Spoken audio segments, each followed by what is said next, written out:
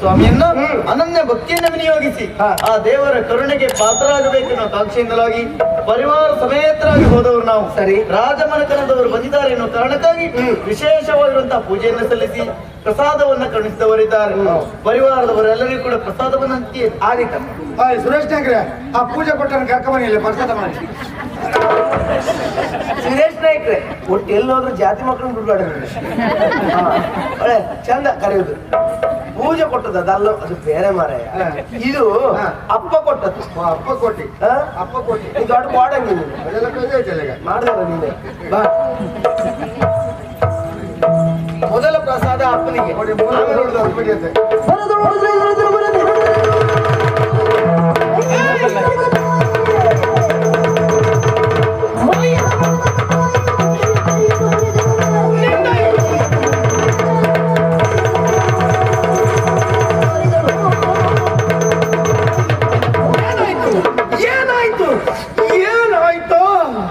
ನಾಯ್ತಮ್ಮ ನಾಯ್ತಮ್ಮ ನೀನು ಕಾಸಿನೊಳಗೆ ನಾಯ್ತಮ್ಮ ಅಂತೀಯ. ಇನ್ನೇನು ಅಪ್ಪನಿಗೆ ಪ್ರಸಾದ ಕೊಡಬೇಕು ಎನ್ನುವ ಹಾಗೆ ಮುಂದಾದೆ. ಅಷ್ಟೊತ್ತಿಗೆ ನನ್ನ ಕೈಯನ್ನು ಯಾರು ತಡೆದ್ರು. ಯಾರು ಯಾರು ಯಾರು ಎನ್ನುವ ಹಾಗೆ ನೋಡಿದ್ರೆ ದಾರಿಯಲ್ಲಿ ಹೋಗುವಂತ ಭಿಕಾರಿಯವರು ಬಂದು ರಾಜಕುಮಾರಿಯಾದಂತಹ ನನ್ನ ಕೈ ಮುಟ್ತಾನೆ ಅಂತ ಆದ್ರೆ ಎಷ್ಟೋ ಧೈರ್ಯ. ಮತ್ತೆ ನಾನು ಸುಮ್ಮನೆ ಉಳಿದೆ ಅಂತ ಆದ್ರೆ ಇದು ನನ್ನ ದೌರ್ಬಲ್ಯ ಎನ್ನುವ ಹಾಗೆ ಕರೆಸಿಕೊಳ್ತದೆ. ಅದಲ್ಲ ಇವಕ್ಕೆಲ್ಲ ಉತ್ತರ ಎಂತ ಗೊತ್ತಾ? ಹೇಗೆ ಬರೀ ಬಾಯಿ ಮಾತಲ್ಲ.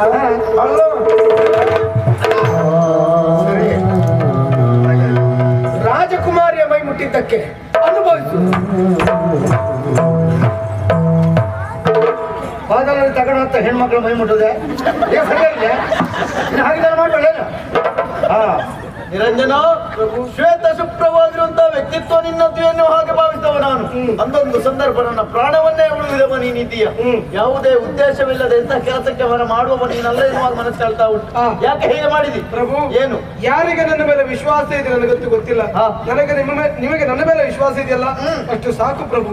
ನಿಮ್ಮ ಮಗಳ ಕೈ ಮುಟ್ಟುವುದರ ಮೂಲಕವಾಗಿ ನನ್ನ ಮನಸ್ಸಿನ ಕಾಮನೆ ತಿಳಿಸಿಕೊಡಬೇಕಾಗಿ ನಾನು ಹೀಗೆ ಮಾಡಿದ್ದಲ್ಲ. ನಿಮ್ಮ ಮಗಳಿಗಾಗುವಂತ ಅಪಾಯವನ್ನು ತಪ್ಪಿಸುವುದಕ್ಕೆ ಬೇಕಾಗಿ ನಾನು ಹೀಗೆ ಮಾಡಿದ್ದೆ. ಏನು ಅಪಾಯ? ಹೂವಿನ ಪ್ರಸಾದದ ಬುಟ್ಟಿಯಲ್ಲಿ ಕೇವಲ ಹೂವಿನ ಪ್ರಸಾದ ಮಾತ್ರವಲ್ಲ ಪ್ರಭು, ಅಲ್ಲಿ ವಿಷ ಕಾರುವಂತಹ ಸರ್ಪದ ಮರಿಯನ್ನು ಯಾರು ಪಾಪಿಗಳು ಇರಿಸಿದ್ದಾರೆ. ಎಲ್ಲಿಯಾದ್ರೂ ಹೂವಿಗೆ ಕೈ ಹಾಕಿದಂತ ಕಾಲಕ್ಕೆ ಹಾವು ಕಚ್ಚಿತ್ತು ಅಂತಾದ್ರೆ ನಿಮ್ಮ ಮಗಳ ಸಾಯ್ತಾಳೆ ಎನ್ನುವ ಕಾರಣಕ್ಕೆ ಬೇಕಾಗಿ ನಾನು ಅವಳನ್ನು ಉಳಿಸುವಲ್ಲಿ ಅವಳ ಕೈ ಹಿಡಿದ ಬಿಟ್ರೆ ಅವ ಹೇಳಿದ ಹಾಗೆ ಅವನ ದುರ್ಬುದ್ಧಿ ನನಗಿಲ್ಲ ಪ್ರಭು. ನೀನಾಡುವಂತಹ ಮಾತುಗಳಲ್ಲಿ ವಿಶ್ವಾಸ ಇಲ್ಲ ಎನ್ನುವ ಹಾಗಲ್ಲ. ಪರಿವಾರದವರೆಲ್ಲರೂ ಕೂಡ ನಂಬಬೇಕು ಅಂತಾದ್ರೆ ದೇವಪ್ಪ ಹಾವುಂಟಲ್ಲ ಪ್ರಸಾದ ಬುಟ್ಟಿಯಲ್ಲಿ ಹೌದು. ದೇವರೇ, ಏನು ದೇವಸ್ಥಾನದಿಂದ ಪ್ರಸಾದ ಬುಟ್ಟಿಯನ್ನು ಹಿಡ್ಕೊಂಡು ಬಂದವ ನಾನೇ. ಬಾಳೆಹಣ್ಣುಂಟು ಎನ್ನುವ ಕಾರಣಕ್ಕಾಗಿ ಬುಟ್ಟಿ ಒಳಗೆ ಕೈ ಹಾಕಿದೆ, ಮೆತ್ತಗಾಗಿತ್ತು. ಬಾಳೆಹಣ್ಣು ಕೊಳತೋಯ್ತು, ಕೈ ಹಿಂತೆಗಿದೆ, ಮತ್ತು ಕೈ ಮುಂದೆ ಹಾಕಿದ್ರೆ ಆ ಹಾವು ನನಗ್ ಕಚ್ಚಿತ್ತು. ಧರ್ಮಕ್ ಮದ್ಮಗ್ ಜಾವಪ್ಪ ಸೊತ್ತು ಹೋಗ್ತಿದ್ದ. ಆ ಹಾವು ನನಗ್ ಕಚ್ಚಿತ್ತು, ಮದ್ಮಗ್ ಜಾವಪ್ಪ ಸೊತ್ತು ಹೋಗ್ತಿದ್ದ. ನಿನಗೆ ಹಾಗಲ್ಲ ಹಾವು ಕಚ್ಚುವುದಿಲ್ವ? ಹಾವು ನಿನಗೆಲ್ಲ ಕಚ್ಚುವುದಿಲ್ಲ ಅಂದೆ. ಹೌದು, ಹಾವು ನಮ್ ಪೈಕಿದಲ್ಲ. ಹಾಗಲ್ವ, ನಿನಗೆ ಕಚ್ಚುವುದೇ ಹೋದಂತಾಗಿದ್ರೆ ದೇವಸ್ಥಾನದಿಂದ ಇಲ್ಲಿ ತನಕ ತರುವಾಗ ಏನಾದ್ರು ಮಾಡಿತ್ತಾ? ಏನೂ ಮಾಡ್ಲಿಲ್ಲ. ಯಾಕೆ ಮಾಡ್ಲಿಲ್ಲ? ಯಾಕೆ ಹಾವಿಗೆ ಹಲ್ಲಿನಲ್ಲಿ ಮಾತ್ರ ವಿಷ. ಹೌದಾ? ನನ್ನ ಮೈ ತುಂಬಾ ವಿಷ. ಹೌದಾ? ಮಂಜಿನ ಮಾತಾಡ್ದಲ್ಲ, ಗೊತ್ತಾಯ್ತದಲ್ಲ ನಿಮಗೆ? ನೋಡು ಹಾವು ನೋಡು.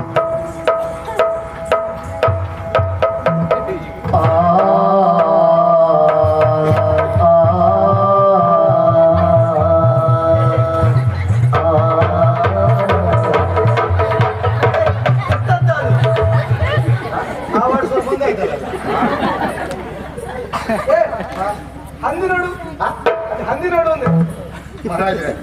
ಹಸಿ ಸುಳ್ಳು ಹೇಳ್ತಾವ. ಆವಾಗ ಹಾವಂದ, ಇವಾಗ ಹೊಂದಿ ಕಾಣಂತ. ಹಾಗಲ್ಲದು. ಪ್ರಸಾದ ಬುಟ್ಟಿಯನ್ನ ಸರಿಸಿ ನೋಡು. ಅವನಿಗೆ ಅರ್ಥ ಆಗುದಿಲ್ಲ. ನಾನೆಂತ ಕೇಳಿ, ಪ್ರಸಾದದ ಬುಟ್ಟಿಯನ್ನ ಸ್ವಲ್ಪ ಅಲ್ಲಿಗಾಡಿಸಿ ನೋಡು. ಅಲ್ಲಾಡ್ಸ್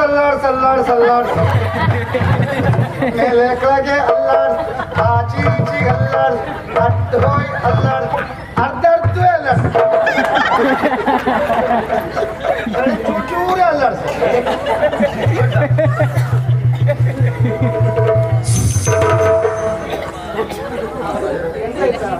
ಭಯ ಆಗ್ತದೆ ಮನೆ, ನೀವೇ ನೋಡಿ. ನೀನೇನು ಆತ್ಮಹತ್ಯೆ ಮಾಡ್ಕೊಳ್ತೀಯ? ಹಾ. ಮತ್ತೆ ಅದನ್ನೆಲ್ಲ ನೋಡುದು ನಾನಾ? ಅಲ್ಲ ಮಹಾರಾಜರು ಅಂತೀರಿ ಮರಿ, ಒಂದು ಹಾವು ಓಡಿಸ್ಕೊಳ್ತೀರಾ? ನೀ ಅಂತ ಹೇಳುವುದು ಅವರು ನಾಡಿನ ದೊರೆಗಳು, ಅವ್ರು ಹಾವು ಓಡಿಸ್ಲಿಕ್ಕಿದ್ದವರಲ್ಲ. ಮತ್ತೆ ನಿನ್ನಂತ ನೂರಾರು ಮಂದಿಯಲ್ಲ ಹಾವು ಓಡಿಸ್ಲಿಕ್ಕೆ, ಕಾಕ ಇಡ್ಲಿಕ್ಕೆ, ಕೆಪ್ಪಿಗಿಂದ್ರೆ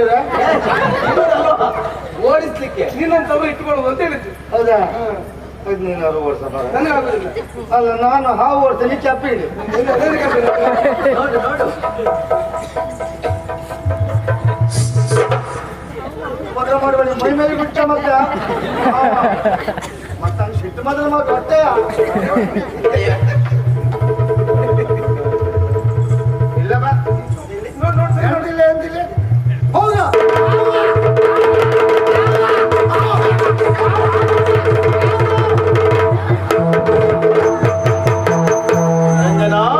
ಗುಣ ಗಣಿಯ ನೀನಿದೀಯ. ಯಾಕೆ ಕೇಳಿದ್ರೆ ಅಂದೊಂದು ಸಂದರ್ಭ ನನ್ನ ಉಸಿರನ್ನು ಉಳಿದಿರುವ ನೀನಿದೀಯ. ಇಂದು ನನ್ನ ಉಸಿರಿಗೆ ಪ್ರತಿ ಉಸಿರೋ ಇನ್ನು ಹಾಗೆ ನನ್ನ ಮಗಳ ಪ್ರಾಣವನ್ನ ಕಾಪಾಡಿದವ ನೀನಿದೀಯ. ಹಿಂದಿನ ಬರದಲ್ಲಿ ನನ್ನ ಮಗಳು ನಿನ್ನ ವಿಕಾರಿ ಎನ್ನುವ ಹಾಗೆ ಜರೆದಿದ್ದಾಳೆ. ನೀನು ಉಪಕಾರಿಯನ್ನು ನನಗೆ ಗೊತ್ತುಂಟು ನಿರಂಜನ. ಮಗಳ ಪರವಾಗಿ ನಾನು ಕ್ಷಮೆ ಯಾಚಿಸುತ್ತೇನೆ. ಬೇಡ ಪ್ರಭು, ನೀವು ನಾಡಿನ ದೊರೆಗಳು ಮತ್ತೊಬ್ಬರ ಮುಂದೆ ಯಾವ ಕಾಲಕ್ಕೂ ತಲೆ ತಗ್ಗಿಸುವಂತಹ ತೀರ ಸ್ಥಿತಿ ನಿಮ್ಮ ಪಾಲಿಗೆ ಬರಬಾರದು. ಬಂತು ಅಂತಾದ್ರೆ ಆ ಕ್ಷಣಕ್ಕೆ ನಿರಂಜನ ಪ್ರಾಣವನ್ನು ಕೊಡ್ತಾರೆ. ಆದ್ರೆ ಬೇಸರಿಸಬೇಡಿ. ಯಾಕೆ ಗೊತ್ತಾ? ನಾವು ಮತ್ತೊಬ್ಬರಿಗೆ ಏನನ್ನು ಹೇಳುವುದಿಲ್ಲ ಅಂತ ಭಾವಿಸಬಹುದು, ಇನ್ನೊಬ್ಬರಿಂದ ಏನನ್ನು ಕೇಳುವುದಿಲ್ಲ ಅಂತ ಹೇಳಲಿಕ್ಕೆ ಆಗುದಿಲ್ಲ. ಮಾತ್ರವಲ್ಲ, ಚೋರ ನಿಂದಿಸಿ ಶಶಿಯ ಬೈದೊಡೆ ಕ್ಷೀರವನ್ನು ಕ್ಷಯ ರೋಗಿ ಹಳಿದರೆ ವಾರಣಾಸಿಯ ಹೆಳಬರಿಂದ ಏನು ಫಲಬಹುದು? ಅದರ ಮೌಲ್ಯ ಎಂದಿಗೂ ಕುಂಠಿತ ಆಗ್ಲಿಕ್ಕಿಲ್ಲ. ನನ್ನ ಕುರಿತಾಗಿ ಏನೇ ಹೇಳಿದ್ರು ನನ್ನ ಮೌಲ್ಯ ಕಡಿಮೆ ಆಗುವುದಿಲ್ಲ ಅಂತ ವಿಶ್ವಾಸ ನನಗುಂಟು. ಅದಕ್ಕಂತಲ್ಲ ಪ್ರಭು, ನಾವೆಂದ್ರೇನು? ನಾವೆಲ್ಲ ಸಾಮಾನ್ಯ ಮನುಷ್ಯರು. ಮರ್ಯಾದ ಪುರುಷೋತ್ತಮನಾದ ರಾಮನ ವ್ಯಕ್ತಿತ್ವವು ರಾವಣನಿಗೂ ಇಷ್ಟವಾಗಿರುವಂತೆ ಸಮಾಜಕ್ಕೆ ಒಳ್ಳೆ ಸಂದೇಶವನ್ನು ಕೊಡುವಂತಹ ಭಗವಾನ್ ಶ್ರೀಕೃಷ್ಣ ಪರಮಾತ್ಮನ ಬದುಕು